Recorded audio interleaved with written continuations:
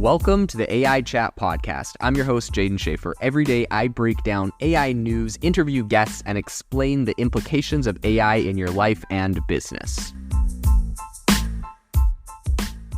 Make sure that you go to aibox.ai, link in the show notes, to join the waitlist for our new AI platform. We're going to be launching an incredible platform that allows you to build anything you want with workflows in AI. So you're able to chain together ChatGPT and image generators and audio generators to make really powerful apps for your organization, or you can host them on our marketplace and actually generate royalties from them. So make sure to go to aibox.ai and join the waitlist. In addition, if you like the podcast, if you could do me a massive favor and please leave us a review on Apple or Spotify or wherever you listen to your podcast. This helps me be able to get better guests on here as they check the reviews to see how you guys are liking it. So if you could please do that, I would really appreciate it. Have you ever wanted to start your own podcast? I record and publish podcasts on a platform called Spotify for Podcasters, and I absolutely love it. Essentially, you can upload from your phone or computer, and it distributes to every platform that plays podcasts. They support video podcasts, and you can make money on the platform with ads or even podcast subscriptions, something that has made my life so much easier as a podcaster. So if you're interested, I highly recommend you give it a try. You can download the Spotify for Podcast app or go to spotify.com/podcasters to get started on your podcast today. Today on the podcast, we are talking about a new startup called Sakana AI out of Japan that wants to build nature-inspired artificial intelligence. This was founded by former Google AI luminaries Leon Jones and David Ha, and Sakana AI essentially promises to deliver a revolutionary approach to foundational AI models. So today on the podcast, we're going to be diving into what they are building and why we think that this is relatively important in the industry today. So Jones isn't new to revolutionary ideas. He actually co-authored the 2017 groundbreaking Google research paper, Attention is All You Need. It's kind of funny because I swear every single person that co-authored that paper has gone on to found some of the biggest AI companies. I'm not sure if, obviously they were like very ahead of their time and came up with a very interesting concept, but I think beyond that, just the brand name and the name recognition of that paper and how important it is made it really easy for all of them to go and, get venture funding for their companies, right? If they were that early on that and were able to come up with that bit of revolutionary technology, they're obviously deeply ingrained in the space and poised to do some really great things with research and tech. So it's kind of funny to see, or it's exciting to see all of these guys come out and have really awesome AI companies. So Jones was working at Google for 12 years. He just left and he is now the CTO of Sakana AI. And on the other side, we have Ha, who is, essentially is the CEO, and he previously spearheaded Google's AI research initiatives in Japan. He also helmed research at AI upstart Stability AI. Both Jones and Ha are on a mission to conceive AI models rooted in the insight drawn from natural systems. Now, this is awesome. Both of these guys have a ton of experience at big AI companies making big AI plays, and so I'm here for it to see what they are going to be building. But essentially, Sakana itself translates to fish in Japan, and that is essentially what their philosophy is. So the duo envisions AI models that, much like a school of fish, are individual units synchronizing seamlessly to operate as one unified entity.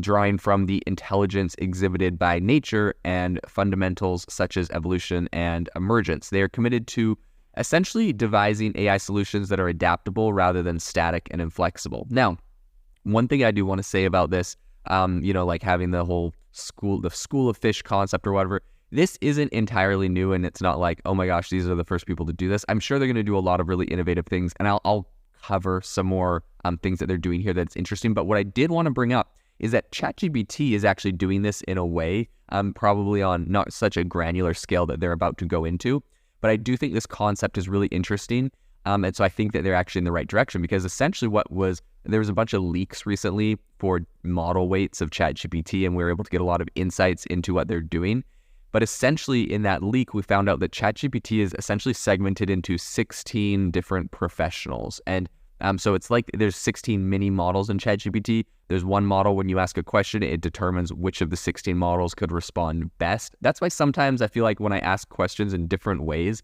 like the answer is really variably different. And I think it's because it may have switched over to a new one of those like professionals or experts. But anyways, that's a theory I'm not 100% sure about. In any case, That's exactly how ChatGPT is working. They essentially determine which of the 16. They have an expert that responds to you, and they have it segmented out. This, I think, could be the solution if you go a little bit further. I'm hoping with ChatGPT they go a little bit further. GPT-5 they go a little bit further, because this could be the solution to like ChatGPT not being good at math, where essentially it can integrate multiple of these experts into one thing, right? So it's like it's going to have the logic and reasoning expert that's really good at math mixed with one that's good at like, I don't know, English or something, because sometimes it's tricky in a sense that it feels like you're getting one of the experts and not the other right now. But in any case, I think that could fix a lot of the problems, but it looks like that's exactly what Sakana is kind of aiming to do here. So I think this could be an antidote to the challenges like exorbitant costs and looming security threats posed by current AI models. Models that consume mass amounts of data and computing resources like ChatGPT are obviously incredibly expensive, and this also might be a way to cut down on those costs. So rather than merely expanding transformer models, Jones and Ha are aiming to kind of architect innovative, leaner techniques, right? They're not going to make these models that cost millions and millions of dollars, although they may still cost millions of dollars. But, you know, I think OpenAI spent like over $540 million last year, something crazy. And so obviously they probably are going to have that kind of arsenal of cash. So they're going to be doing this lean, which I think is good. It's going to use a lot less resources, making a lot of smaller models. So this will be interesting to see how this kind of leaner technique plays out. So without going into the nitty gritty, essentially they are building, they're looking at the possibility of smaller interconnected models working in tandem, sort of like a flock of birds or school of fish to tackle challenges. This methodology really promises to be more sustainable and secure than models centralized around one massive data set. I also think this is a wise move if we're seeing a lot of lawsuits come out right now, right? New York Times is suing or looking at suing OpenAI for using its data. A lot of other people would follow suit if they won. And so imagine, if you will, where you have like, 1,000 mini AI models that are all using different data sets, doing different things. And if for some reason you have a massive lawsuit in one of these 1,000 AI models, you could just remove that model, or though preferably you could figure out a way to just retrain it. But after removing that thing from the data set, you don't have to retrain the entire thing. It's really hard to extract one data set from like ChatGPT, for example, because you've already trained the whole thing and that was included. But now it's like, well, we have 1,000, so we just have to like retrain 1,000th of our model, excluding that data set. So I think in that regard too, this also could be a really good play to kind of segment out the AI models into a lot of smaller kind of micro models, if you will. So I think this might be a good play in that regard. And I think that the decision essentially was to establish this company in Tokyo, which is really cool. Not a lot of AI companies that are making headline news right now are out of Tokyo, a lot of New York and San Francisco. So I like to see a little diversification in location here. While several former Google AI employees have congregated to global AI epicenters like Silicon Valley, Jones and Ha have charted a different path. They say that Tokyo, with its robust technical backbone, pool of educated professionals, and thriving research, holds some unique appeal. So this is one other thing that I will say that I like about this move beyond just like, oh, it's a new place other than Silicon Valley.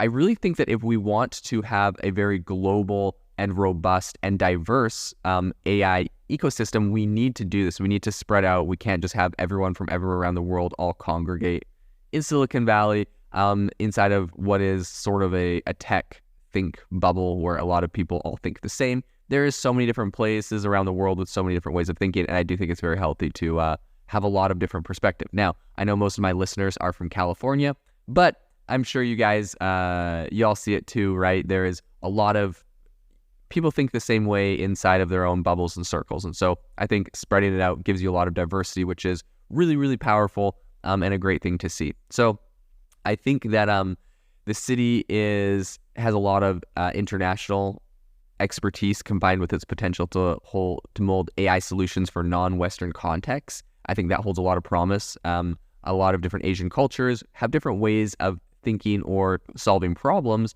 that has been, traditionally really helpful in a global system of trade. And now I think it's going to be good to add this is an AI layer here as well. So I think It's no secret that the AI domain is really saturated right now. There's a lot of companies coming into this space and playing in this. We have Google, Microsoft that are really kind of fighting companies, startups like Anthropic and Cohere and OpenAI and all that kind of stuff. But Jones and Hod discern or essentially they see what they call a concerning trend, which is the overpowering commercial drive that could be dampening genuine innovation. So their ethos is to reignite the spirit of unbridled exploration. I know that's kind of generic, so cool, whatever. I'm not going to put much credence in that until I actually, see what they produce.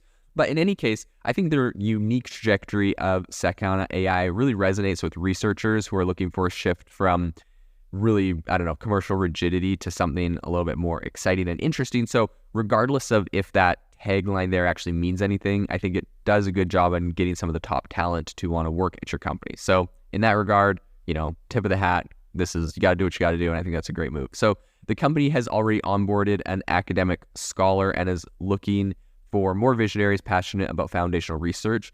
I think their journey is really about building something innovative. I think given its leadership's strong foundation and their innovative approach, I think it might be able to be a really big disruptor in the AI realm and introduce some foundational principles that are going to shape the way a lot of things are happening in AI. If this approach that they are working on proves to be true, I think we would see big companies like OpenAI and others follow suit and take more of this nature-based approach where essentially you're segmenting out your AIs into many, many micro AIs, and it's much, much more efficient and perhaps better protected against lawsuits, and it actually gives better responses. So this is what we're going to be left to see as they continue developing.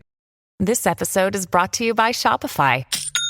Forget the frustration of picking commerce platforms when you switch your business to Shopify, the global commerce platform that supercharges your selling wherever you sell. With Shopify, you'll harness the same intuitive features, trusted apps, and powerful analytics used by the world's leading brands. Sign up today for your $1 per month trial period at shopify.com/tech, all lowercase. That's shopify.com/tech.